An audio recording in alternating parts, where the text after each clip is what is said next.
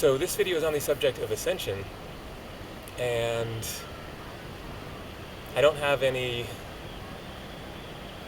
extreme revelations, any sorts of personal experiences really that give me any special info on it. But it is certainly a compelling topic, and there is a good discussion or debate over whether one should even sort of focus or worry about the concept of ascension, because maybe it's just taking you out of the here and now, where we are now, here in the physical realm of 3D Earth, and thinking about journeying on to some much greater, much grander place in the spiritual realms. But I think there is a balance to be found in the understanding that we are in one dimension or one plane of existence here in 3D land, and that there are other dimensions, other realms beyond or above this one. So, as I understand it, then basically it's a matter of vibration, that this universe is all about vibration. Sound is a vibration, light is a vibration. If you separate light, then you get the colors of the rainbow, and the reason that you have a spectrum of colors is because of the differences of vibration. That red vibrates at a lower frequency than purple. From purple, you get to a lower vibration going down to blue, and then to light blue, and then green, yellow, orange, and then red is a matter of decreasing vibration. So here we are in this particular vibration of the third dimension, and ascension is simply the process or experience of moving back into a higher plane of existence, a higher vibration. Descension, nobody talks about descension, no one really wants to descend much further. Third dimensional reality is sort of low enough, I guess. So if you believe in a spirit, that we have a soul that exists beyond or in some way separate from our physical bodies, then the concept of ascension is simply a recognition that you can move from this third dimensional realm higher to a higher, faster vibrating rate into another realm, another existence, another plane of being that is of a higher vibratory rate. And whether or not this concept is real, then I don't know.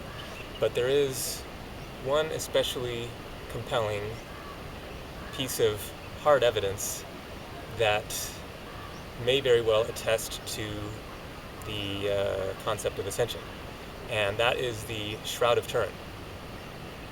And I love talking about this topic because it is an incredibly fascinating artifact. It is one of the most scientifically studied artifacts in the world, and I guess anyone can go see it. It's in Turin, Italy. That's why it's called the Shroud of Turin, and it is believed by some to be the burial cloth of Jesus after he was crucified and entombed in a cave. Then 3 days later they went back to retrieve his body and rolled away the stone and discovered his body had disappeared in this cave with a stone covering it up. And what was left was his burial shroud, and so they took his burial shroud, and then it was passed down throughout history and still exists today, if the story is to be believed. and it's where it has been, its history can be traced back to the Middle Ages in terms of where it was, and then prior to that, it's unknown. Now, interestingly, radiocarbon dating done on the Shroud of Turin placed it in the Middle Ages. Radiocarbon dating that was done in the 80s, and so those two pieces of evidence, the radiocarbon dating and then knowing its history back to the Middle Ages, seems to confirm that it is actually from the Middle Ages, and so people understandably say that it's a hoax, that it's a forgery of some kind. There are some major problems with that assertion that it is a hoax that was perpetrated in the Middle Ages as I guess, some sort of a fake spiritual artifact to claim was something of Jesus's. So here's the question. If it was created in the Middle Ages, how does someone from the Middle Ages with Middle Age technology create something that the full extent of that supposed hoax could not be determined until the invention of the camera half a millennium later?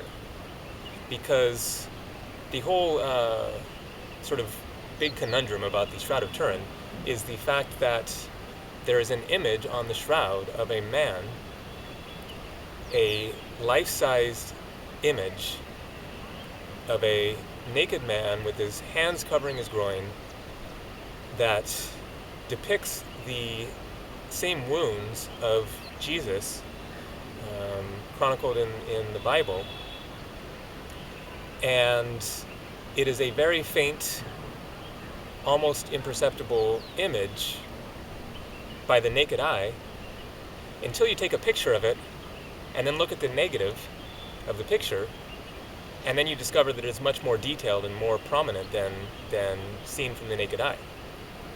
So how does someone from the Middle Ages create something like that is that mysterious and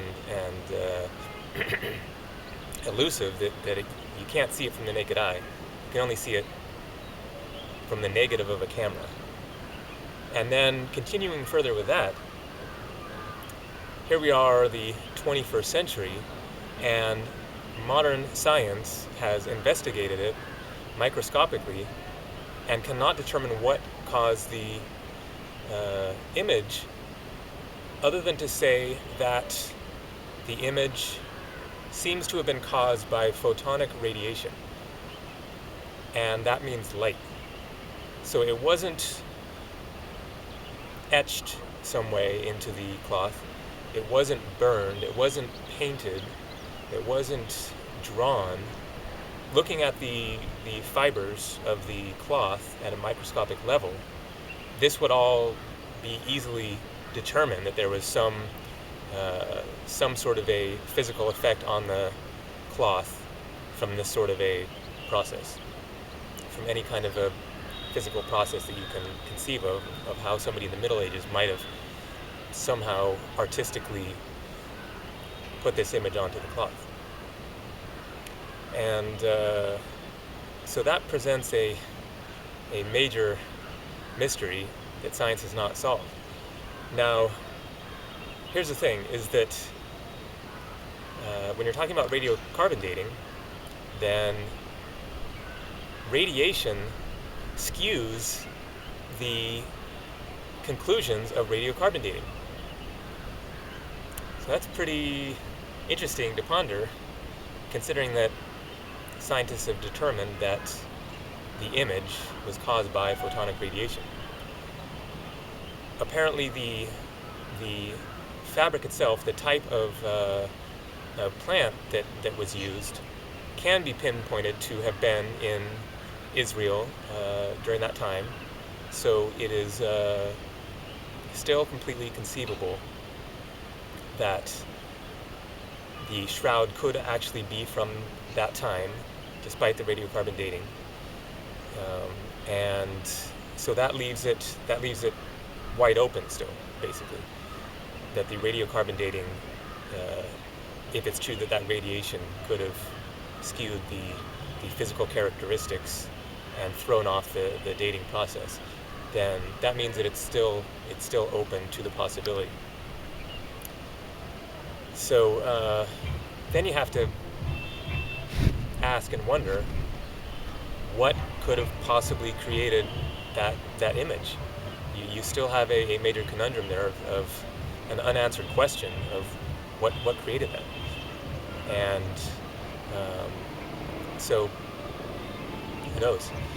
But the theory, I guess, would be that I don't know if you can hear that, but there's some Indian pop music blasting away on the other side of the river there.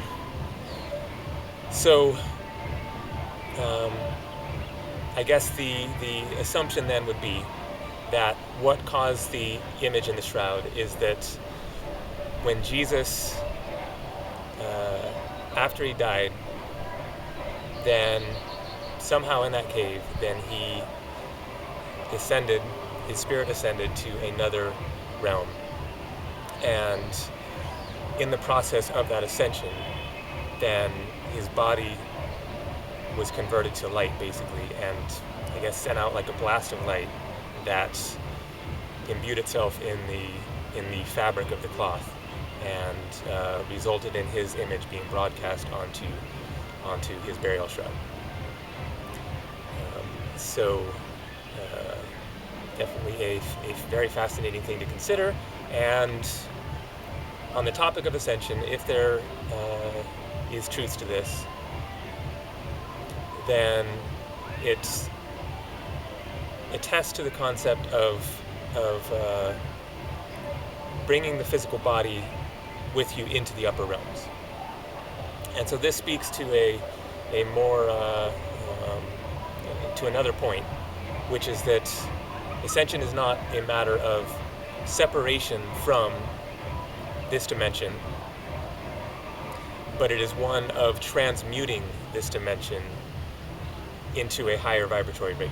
So one of acknowledging the spirituality of physicality, of the fact that our physical bodies are in fact a spiritual phenomenon, a energetic phenomenon, an expression of the light, the consciousness of the divine, simply decreasing its vibratory rate in order to create a physical world for the sake of experience, and that it's not about denigrating this physical realm as if it is not spiritual, and that there are superior other dimensions or states of being beyond this, but that this is one experience, one level of existence, and that the resolution moving beyond this realm is one of embracing and spiritualizing the physical realm, and in so doing transmuting or transforming physicality and bringing it along with you into the higher realms. So just to understand that the physical world is fully spiritual. It is a expression of energy, of light, of consciousness, as is everything. So definitely a thought-provoking thing to consider. Feel free to add anything in the comment section below here. There's certainly plenty to consider within this topic. So thanks for watching. Namaste.